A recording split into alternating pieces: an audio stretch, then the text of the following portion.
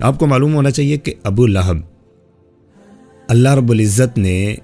یعنی کہ یہ اس قدر اس لیول کا دشمن تھا،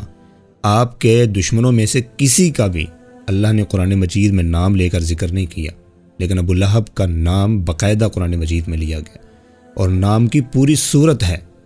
تبت یدا ابی لہب وتب ما اغنى عنه ماله وما كسب سيصلى نارا ذات لہب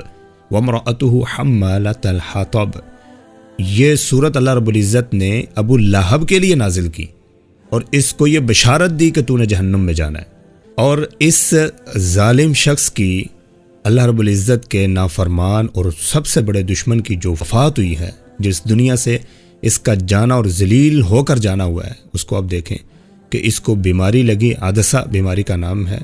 جو طاعون کی طرح ہوتی ہے، بندے کو ایک پھوڑا نکلتا ہے اور اس کے اندر پھر وہ تعفن زدہ ہو جاتا ہے، بدبودار ہو گیا۔ جنگ بدر کے کچھ عرصہ بعد یہ اسی بیماری کا شکار ہوا، اور اس قدر بدبو اس سے آنے لگی کہ اس کے گھر والے، اس کے بیٹوں نے اس کو چھوڑ دیا، گھر سے دور اس کو رکھا۔ جب یہ مر گیا تو اس کی لاش کے اوپر دور سے کھڑے ہو کر قریب جانے کی ہمت نہیں ہوتی تھی، اتنی بدبو تھی، پتھر پھینکے گئے، پتھر پھینک کر اس کو دفنا دیا گیا۔